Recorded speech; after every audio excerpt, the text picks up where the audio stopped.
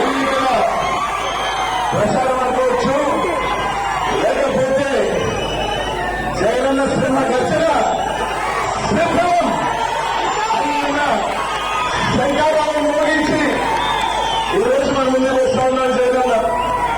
ఈరోజు ఈ రాష్ట్రంలో ఈరోజు జరుగుతున్న సభలు ఏదైతే ఈ రాష్ట్రంలో బీసీ మైనార్టీ ఎస్సీ ఎస్టీలకు స్వతంత్రం వచ్చిన తర్వాత ఎవరు చేయని విధంగా సంక్షేమం అయితేమి రాజకీయ పదవులైతే కానీ ప్రతి ఒక్క దాంట్లో వాళ్ళ శ్రమ భాగం ఉండాలా, వాళ్ళు అన్ని రకాలుగా ముందుకు రావాలని ఆలోచన చేసిన ముఖ్యమంత్రి జగన్మోహన్ రెడ్డి గారు ఈరోజు ఏదైతే సంపన్నుల పక్కన కలిసిన వాళ్ళ పక్కన ఈరోజు చంద్రబాబు నాయుడు గారు కూటమితే పక్క చిక్కిన పేరు వారి పక్కన ఈరోజు జగన్మోహన్ రెడ్డి గారు నిలబడి వాళ్ళ ముందుకు వస్తా ఉన్నారు. కాపాడుకోవాల్సిన బాధ్యత, దీవించి మళ్ళీ ముఖ్యమంత్రి చేసుకోవాల్సిన బాధ్యత ఈరోజు ఈ రాష్ట్రంలో ఉన్న పార్టీ బీసీ మైనార్టీ ఎస్సీ ఎస్టీల మీద ఉందని చెప్పి తెలియజేస్తా ఉన్నారు. ఈరోజు ఇంకా ఆలోచన చేయండి.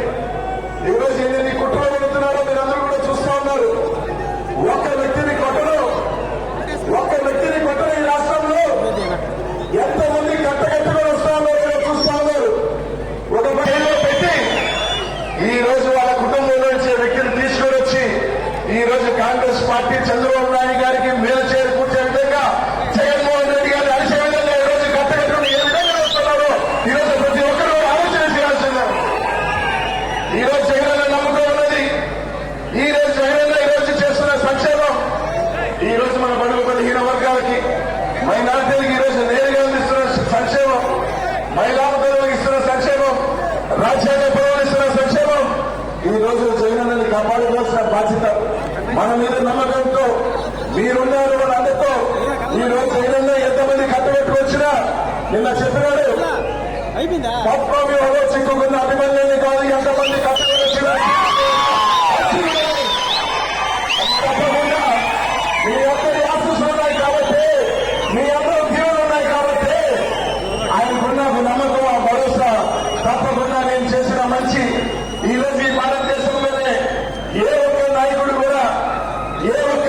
నేను మంచి చేస్తుంటేనే నాకు ఓట్లయితే నేను మంచి చేస్తుంటే దీవులను దీవించలేని చెప్పగలిగిన నాయకుడు ఒక జగన్మోహన్ రెడ్డి గారు మాత్రమే చేస్తా ఉన్నా. ఈరోజు ముఖ్యంగా గూడూరు నుంచి మహామహులు నేదురుమల్లి జనార్దన్ రెడ్డి గారు కానీ నల్లపరెడ్డి శ్రీనివాసరెడ్డి గారు కానీ శరణిచ్చిన ప్రాంతం మహనీయుడిని తీసుకొచ్చిన రాజకీయ చైతన్యం ఇచ్చిన ప్రాంతం. ఈరోజు అక్కడ రేపు జగనన్న నిలబెట్టిన అభ్యర్థిగా, జగనన్న బలపరిచిన అభ్యర్థిగా ఈ రోజు మీ ముందు వస్తా ఉన్నాడు. ఈరోజు ఆలోచన చేయండి.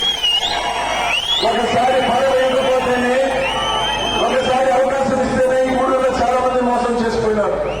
కానీ 2014లో ఎమ్మెల్యే పదవి వస్తుందనుకున్నారు. అయినా సరే రాలా. పర్వాలేదు, జగనన్నే వెంట మళ్ళీ 14 నుంచి 19 దాకా కూడా గూడూరులో తిరుగుతానే ఉన్నాడు. 2019లో కూడా దురదృష్టవశాత్తు మళ్ళీ కూడా వేరే వాళ్ళకి వచ్చింది. అయినా కూడా లేదు నేను జగన్మోహన్ రెడ్డి గారితోనే నడుస్తాను అని చెప్పి ఆ నమ్మకం ఈ రోజు 2024లో కూడా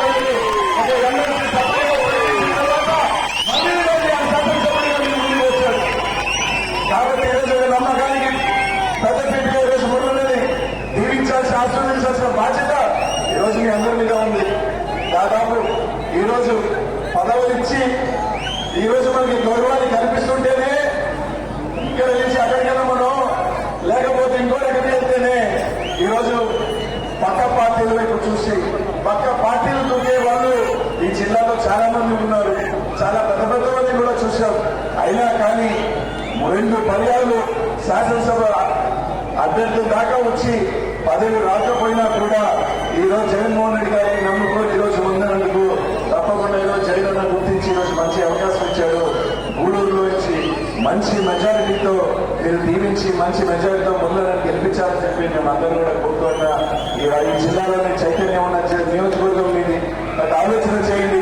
అండగా జగన్ అండగా ఉన్న నియోజకవర్గం తప్పకుండా దీవించమని మీకు మంచిగా అందరితో ఇదిగా పోయే వ్యక్తి అని చెప్పి తెలియజేసుకుంటూ ఈరోజు ఎవరైనా ఈరోజు నెల్లూరు జిల్లాలో మీటింగ్ పెట్టడమే అచ్చురాని ప్రాంతంలో మీటింగ్ పెట్టాడు. ఇదే విధంగా 2019లో ఫిబ్రవరిలో కూడా మీటింగ్ పెట్టాడు. చంద్రబాబు నాయుడు గారికి వచ్చి 2019లో పోయినాడు. మళ్ళీ ఎదిగి నా ఓటర్ ఎక్కడ ఉందా అని చెప్పి మళ్ళీ వచ్చి అక్కడ మీటింగ్ పెట్టాడు. మళ్ళీ మనకి స్థానం వచ్చేటప్పుడు మారాలి కానీ మళ్ళీ వస్తే వచ్చేది 2024లో మళ్ళీ ప్రతిపక్షమే చంద్రబాబు నాయుడు గారు అని భగవంతుడు రాజశేఖర్ చెప్పిన తెలియజేస్తా ఉన్నా. వచ్చి మా అందరి గురించి మాట్లాడారు, నా గురించి మాట్లాడారు, అందరి గురించి శాసనసభ్యుల గురించి మాట్లాడారు. నాకు వచ్చి కానీ